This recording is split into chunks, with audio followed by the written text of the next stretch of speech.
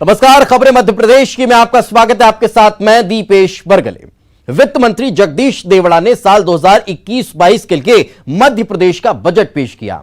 इस बजट का आकार 2,41,375 करोड़ रुपए का रहा। बजट में न कोई नया टैक्स लगाया गया, न किसी पुराने टैक्स में इजाफा किया गया, बल्कि अनुमानित राजकोषीय घाटा 50,938 करोड़ रुपए।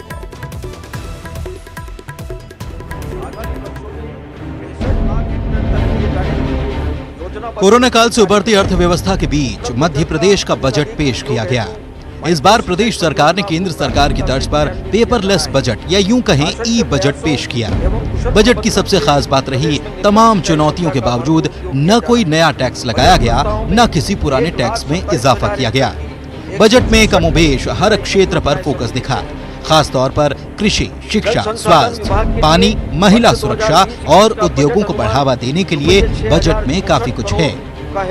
बजट स्कूलों के विकास के लिए 1,500 करोड़, स्वास्थ्य के लिए 15,622 करोड़, जल संसाधन के लिए 6,432 करोड़, पीडब्ल्यूडी के लिए 7,341 करोड़, किसानों को 0% ब्याज पर ऋण के लिए 1,000 करोड़, नर्मदा घाटी विकास के लिए 3,680 करोड़, भोपाल और इंदौर मेट्रो रेल के लिए 262 करोड़ रुपए का प्रावधान किया गया। जनता के हित का बजट है और जन कल्याणकारी योजनाएं, विकास के काम चाहे सड़कों के हो और विशेष तौर से आत्मनिर्भर मध्य प्रदेश को सामने रख करके यह बजट बनाया गया है।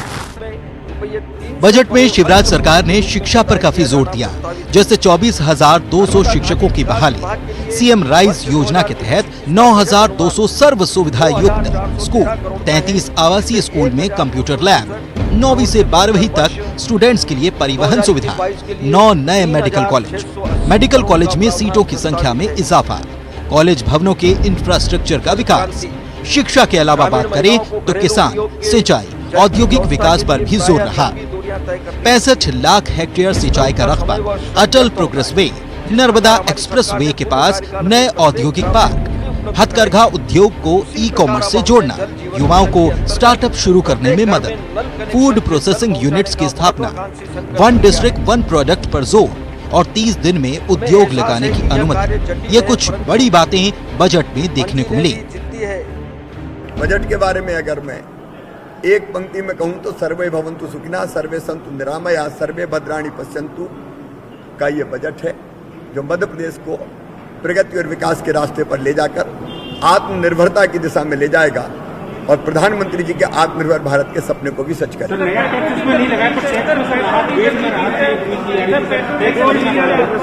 इन परिस्थितियों में जो बजट प्रस्तुत किया गया है वो सर्वश्रेष्ठ। आज आम जनता पिट रही है, पेट्रोल, गैस, डीजल, अब तो रसोई के तेल से। इसके बारे में कुछ नहीं, केवल प्रावधान, केवल प्रस्तावित और आत्मनिर्भर का ये बजट है। मुझे दुख है कि जिस दिशा में, जिस रास्ते में मध्य प्रदेश को ले जा रहे हैं, मध्य प्रदेश का भविष्य अंधेरे में है और सबको इसमें मिलकर मध्य प्रदेश की विकास की बात, मैंने कहा था, अगर विकास की बात हो, रोजगार की बात हो, ये सबसे बड़ी चुनौती है। हालांकि विपक्ष ने बजट की तारीफ नहीं की। गैस पीड़ितों को फिर से पेंशन मिलेगी, नई सड़कें, नए पुल, सोलर पार्क, पन्ना में डायमंड म्यूजियम, छतरपुर के जटाशंकर में रोप वे और हर जिले में महिला थाना खुलेगा। इसके अलावा कान्हा, बांधवगढ़, पेंच, सतपुड़ा नेशनल पार्क में नाइट सफारी और मुख्यमंत्री तीर्थ दर्शन योजना की फिर से शुरुआत भी ई बजट से क्लिक हो गई। शरद श्रीवास्तव के साथ अनुराग श्रीवास्तव, न्यूज़ 18 भोपाल। तो अब इससे इतर बजट की कुछ बड़ी बातों का जिक्र कर लेते हैं, वो आपको बता देते हैं। तो पहली बार मध्य प्रदेश में पेपरलेस बजट पेश हुआ है। इस बजट में आत्मनिर्भर मध्य प्रदेश की झलक दिखाई गई है, जिसके कुछ हाइलाइट्स हम आपको दिखा रखे हैं। 30 दिन में उद्योग लगाने की अनुमति मिल रही है। नर्मदा एक्सप्रेस वे के पास नए औद्योगिक पार्क, हस्तकरघा उद्योग ई कॉमर्स से जुड़ेंगे। 1 डिस्ट्रिक्ट 1 प्रोडक्ट पर काम किया जा रहा है। पन्ना में डायमंड म्यूजियम खोला जाएगा। पर्यटन को बढ़ावा देने पर भी जोर होगा। होम स्टे, ग्राम स्टे विकसित किया जाएगा, फूड प्रोसेसिंग यूनिट्स की स्थापना की जाएगी। तो ये वो तमाम चीजें हैं जो इस बार बजट में देखने को मिल रही है। तो बजट में गांव और किसान पर भी फोकस देखने को मिल रहा है। जल जीवन मिशन के तहत हर घर को पानी, जल संसाधन के लिए 6,432 करोड़ किसानों के लिए किसान कल्याण योजना, किसानों को हर साल 10,000 रुपए मिलेंगे। बगैर ब्याज के ऋण देने के लिए 1,000 करोड़, अनाज खरीदी के लिए नई योजना भी इस बजट में देखने को मिल रही है। इससे इतर अब बात शिक्षा के बजट की कर ली जाए तो बजट में शिक्षा के लिए स्वास्थ्य की बात करेंगे तो इस पर भी जोर दिया जा रहा है। 24,200 शिक्षकों की भर्ती, स्कूलों के विकास के लिए 1,500 करोड़, 9,200 स्कूल सर्व सुविधा युक्त होंगे। कॉलेज भवन के उन्नयन के लिए 879 करोड़ रुपए का प्रावधान किया गया है। स्कूलों के विकास के लिए 1,500 करोड़ रुपए। 33 आवासीय विद्यालयों में कंप्यूटर लैब, 9वीं से 12वीं तक के छात्रों को परिवहन सुविधा, मेडिकल कॉलेजों में सीटों की संख्या बढ़ाई जा रही है। नर्सिंग कॉलेजों में भी सीटों की संख्या बढ़ रही है। 9 नए मेडिकल कॉलेज, जबलपुर में क्षेत्रीय विज्ञान केंद्र, स्वास्थ्य के लिए 15,622 करोड़ रुपए का प्रावधान इस बार के बजट में रहने वाला है। इसके अलावा बजट की कुछ और बड़ी बातें आपको बता देते हैं। तो उनमें क्या क्या है? 105 रेलवे ओवरब्रिज बनने वाले हैं। ओवरब्रिज सबसे ज्यादा महत्वपूर्ण इस लिहाज से हो जाते हैं कि लंबा लंबा जाम शहरों में लग जाता है।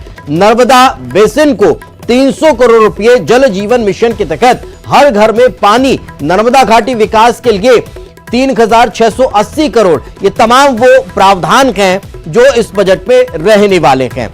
2,441 नई सड़कें, 65 पुल बनाए जाएंगे। जल संसाधन के लिए 6,432 करोड़, पीडब्ल्यूडी के लिए 7,341 करोड़। 2022 में एमपी में खेलो इंडिया प्रतियोगिता, गैस पीड़ितों को फिर से पेंशन, मुख्यमंत्री तीर्थ दर्शन योजना फिर शुरू होगी। छतरपुर के जटाशंकर में रोपवे बनेगा। खदानों के लिए ई टेंडर की व्यवस्था होगी। हर जिले में महिला थाना खोला जाएगा। सामाजिक सुरक्षा पेंशन जारी रहेगी। भोपाल और इंदौर मेट्रो रेल के लिए 262 करोड़ रुपए। भोपाल में पुलिस अस्पताल बनेगा। कई व्यवस्थाएं यहां पर रहने वाली हैं। लेकिन इससे इतर सबसे ज्यादा महत्वपूर्ण कि इस बजट में कोई नया कर नहीं लगाया गया है, किसी की भी दर में बढ़ोतरी भी नहीं की गई है। तो ये इस बजट में और खास चीजें देखने को मिल रही है। तो चलिए कुछ और बातें कर लेते हैं कि बीजेपी ने बजट की तारीफ की है जबकि कांग्रेस बजट को निराशाजनक बता रही है। ये प्रतिक्रियाएं इस बजट को लेकर निकलकर सामने आई। अत्यंत आशाजनक है। शिवराज सिंह चौहान जी ने इस बजट के माध्यम से एक बार फिर से ये साबित कर दिया है कि मध्य प्रदेश की जनता के हित उनके लिए सर्वोपरि हैं, भारतीय जनता पार्टी परिवार के लिए सर्वोपरि है। देश के यशस्वी प्रधानमंत्री माननीय मोदी जी आत्मनिर्भर भारत के जिस लक्ष्य को लेकर देश को उस दिशा में आगे लेकर जा रहे हैं, हम कह सकते हैं कि उनका अनुसरण करते हुए माननीय शिवराज सिंह चौहान जी ने आत्मनिर्भर मध्य प्रदेश की भूमिका इस बजट के माध्यम से रखी है। बजट तो निराशाजनक इसलिए कहूंगा, ये पॉलिटिकल स्टेटमेंट नहीं है। आज जब इस भीषण महंगाई के समय में आम जनता को राहत की अपेक्षा थी तो वो तो पूरी नहीं की गई। आज जो हमारा नौजवान बेरोजगार है उसको कैसे आत्मनिर्भर बनाएंगे, कैसे उसके हाथों को काम देंगे, इसके लिए तो कुछ नहीं कहा गया। किसान आज जब परेशान है, आत्महत्या मध्य प्रदेश में सर्वाधिक फिर से किसान करने लगे हैं, तो उसके लिए कुछ नया प्रस्तावित नहीं किया गया। हमारी माताएं, बहनें, गृहिणियां जो घरों के चूल्हे चौके में काम करती हैं, उनको राहत देने का कोई कदम उठाया नहीं गया। खाद तेल भी महंगा, रसोई गैस भी महंगी, रोज जरूरतों की चीजें भी महंगी। इस बजट को देखकर मुझे ऐसा लग रहा है कि भाजपा सरकार मध्य प्रदेश को आत्मनिर्भर नहीं, ऋण निर्भर बनाना चाहती है। आपने खुद देखा होगा बजट के भाषण में राजस्व प्राप्तियां हैं लगभग 1,64,000 करोड़ और वही राजस्व पूंजीकृत व्यय को अगर अपन मिलाएं तो वो आ रहा है लगभग 2,40,000 करोड़। तो इसमें डेफिसिट आ रहा है लगभग 80,000 करोड़ का। तो ये कहां से कवर करेगी सरकार? तो कमलनाथ जी की सरकार ने किसान ऋण माफी चालू की थी, लेकिन सरकार क्योंकि बीच में बदल गई तो काफी प्रक्रिया शेष रह गई थी। हमें उम्मीद थी कि इस बार जो शेष किसान रह गए हैं उनके लिए ऋण माफी का प्रावधान होता, वो भी नहीं किया गया है। और चलिए फिलहाल वक्त एक छोटे से ब्रेक का है, ब्रेक के बाद जल्द हाजिर हूं।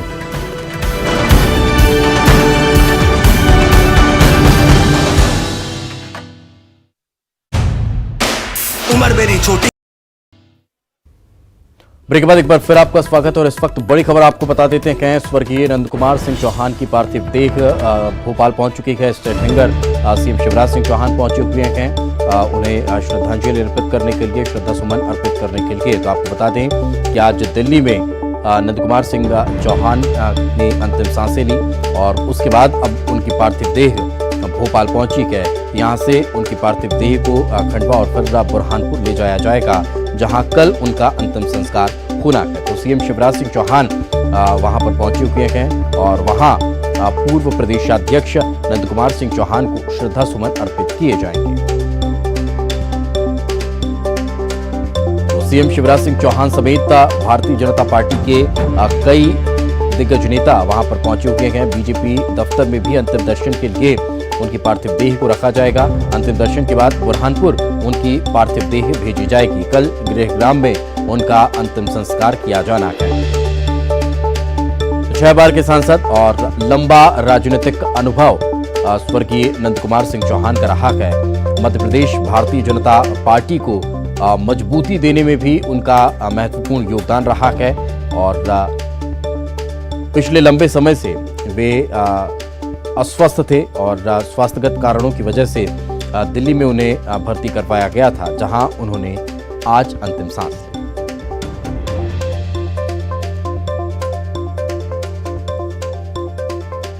और ज्यादा जानकारी के साथ हमारे सहयोगी मनोज हमारे साथ जुड़ चुके हैं। मनोज, क्या ताजा जानकारी? अभी स्टेट हैंगर से फिर उन्हें कहां ले जाया जाएगा?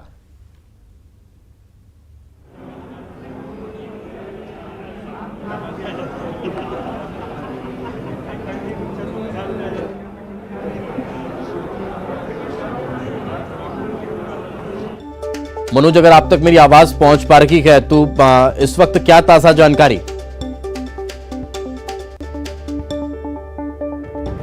तो लगता है संपर्क हमारा नहीं हो पा रहा है। कोशिश एक बार फिर संपर्क करने की करेंगे। और इस वक्त ये तस्वीरें जो आप देख पा रहे हैं, सीएम शिवराज सिंह चौहान जब पहुंचे और उनको अंतिम दर्शन करने के लिए तमाम कई दिग्गज भी वहां पर नजर आ रहे हैं और स्टेट हैंगर से उनकी पार्थिव देह को, जैसा कि जानकारी मिल रही है कि बीजेपी दफ्तर ले जाया जाएगा, वहां अंतिम दर्शन के लिए उनकी पार्थिव देह को रखा जाएगा। इस वक्त हमारे सहयोगी मनोज एक बार फिर जुड़ चुके हैं। मनोज, क्या ताजा अपडेट फिलहाल?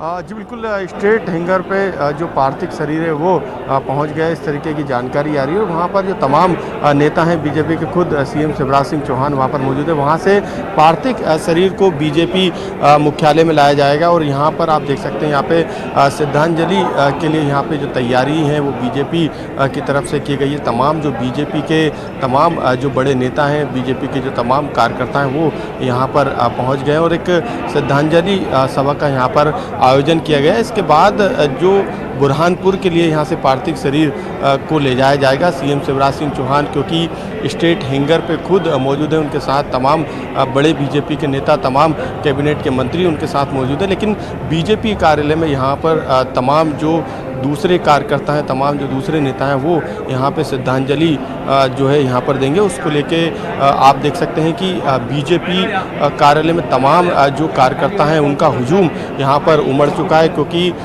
जो तमाम कार्यकर्ता थे वो आसपास भोपाल के अलावा भी प्रदेश भर से यहाँ पर पहुँच चुके हैं। इसके अलावा जो सीएम शिवराज सिंह चौहान है वो खुद स्टेट हैंगर पे मौजूद है और जो जानकारी आ रही है कि स्टेट हैंगर से पार्थिव शरीर को लेकर जो है वहाँ से तमाम बीजेपी के बड़े नेता अब वहाँ से निकल गए हैं और ये यहाँ पर श्रद्धांजलि कार्यक्रम का आयोजन किया गया है। तमाम जो बीजेपी के मंत्री हैं वो यहाँ पर पहुँच गए हैं और भी मंत्री हैं, उनके पहुँचने का सिलसिला यहाँ पर जारी है। और जो भोपाल जिले के जो तमाम बीजेपी के पदाधिकारी है वो यहाँ पर सुबह से ही मौजूद है। तमाम व्यवस्थाओं की जिम्मेदारी उनके ऊपर थी और यही कारण है कि जो तमाम व्यवस्थाएं वो अब नज़र आने लगी है। अब सभी को बेसब्री से इंतज़ार है, क्योंकि नंद कुमार सिंह चौहान एक ऐसा बीजेपी में चेहरा थे जो कि कभी भी भुलाए नहीं जाएंगे और उनकी जो कार्यशैली थी वो सबको याद आएगी। एक तरीके से एक बड़ा नुकसान बीजेपी के नेता इसे बता रहे हैं और यहाँ पर बस इंतज़ार है नंद कुमार सिंह चौहान के पार्थिव शरीर का। उसके बाद यहाँ पे श्रद्धांजलि सभा का आयोजन किया जाएगा। बिल्कुल। अब क्या मनोज, कोई ये जानकारी है कि कितनी देर उनकी पार्थिव देह यहाँ पर रहने वाली है, उसके बाद फिर बुरहानपुर के लिए रवाना किया जाएगा?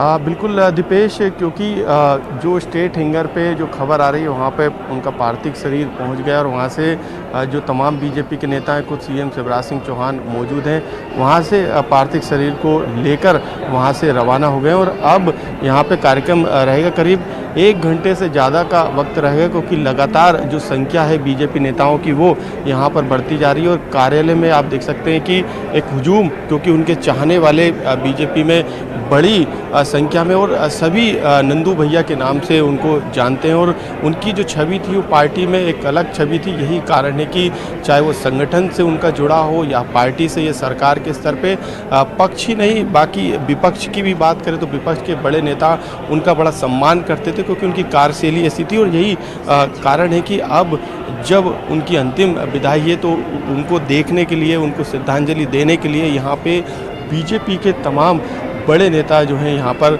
लगातार पहुँच रहे हैं। प्रभात झा यहाँ पे आए हैं। हालांकि प्रभात झा को यहाँ पे पहले भी आए थे, लेकिन उसके बाद आप देख सकते हैं दोबारा, क्योंकि शायद संकेत मिले हैं कि जो पार्थिव शरीर है वो बीजेपी कार्यालय पहुँचने वाला है। यही कारण है कि जो तमाम संगठन से जुड़े बड़े नेता है वो यहाँ पर पहुँच चुके हैं। और आप यहाँ पे देखेंगे जो भीड़ है बीजेपी नेताओं की, बीजेपी के कार्यकर्ताओं की, वो लगातार यहाँ पे बढ़ती जा रही है। और जो श्रद्धांजलि सभा का जो स्थान है वहाँ पर जो तैयारी थी वो यहाँ पर नज़र आ रही है। और जो बीजेपी के महिला जो विंग के जो तमाम महिला नेत्री हैं वो भी यहाँ पर आके जो है बैठ चुकी हैं यहाँ पे। और जो श्रद्धांजलि का कार्यक्रम है करीब 1 से 1.5 घंटे तक यहाँ पर चलेगा। और जो प्रभात झा हैं वो भी यहाँ पर पहुँच चुके, क्योंकि नंदू भैया से राजनीति के अलावा एक अलग जुड़ाव जो है उनके व्यक्तित्व से था। यही कारण है कि तमाम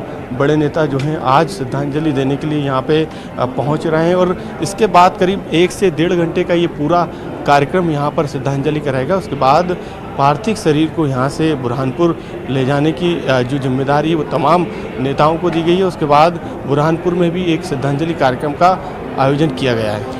बिल्कुल मनोज, पार्टी के सबसे महत्वपूर्ण पद पर वे रखे, प्रदेश अध्यक्ष के तौर पर उन्होंने एक लंबा अनुभव उनका था और उसके साथ साथ उन्होंने पार्टी को मजबूत करने के लिए भी बहुत ज़्यादा काम किया है। यही वजह है कि पार्टी के कार्यकर्ताओं से एक लगाव बहुत ज़्यादा है और पार्टी के कार्यकर्ताओं का लगाव उनसे भी बहुत ज़्यादा है। क्या वो नज़र भी आ रहा है, क्योंकि जिस संख्या में आप देख पा रहे हैं कि वहाँ पर कार्यकर्ता पहुँचे हुए?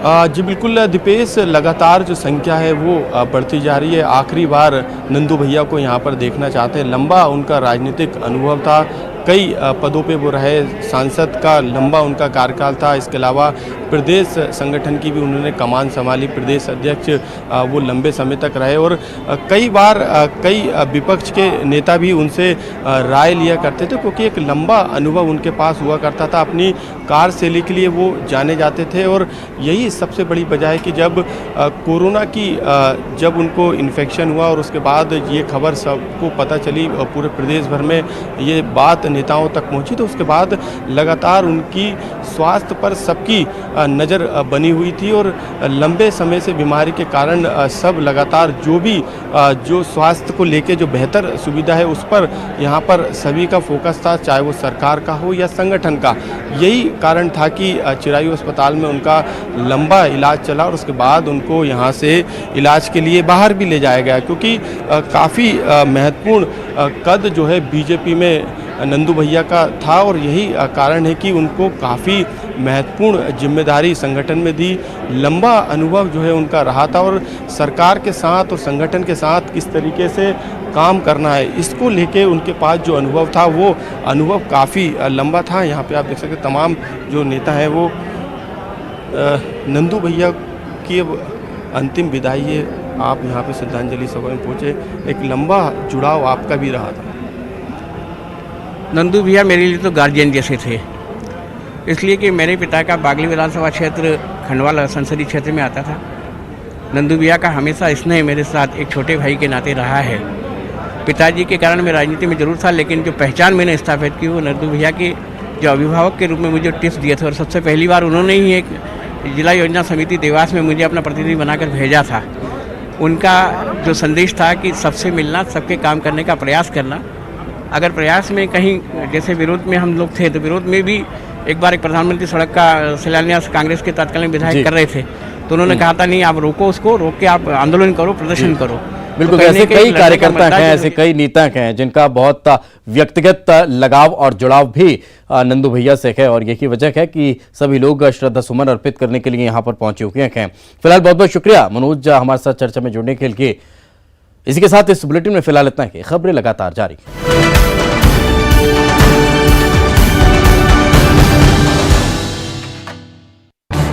इस न्यूज हेडलाइंस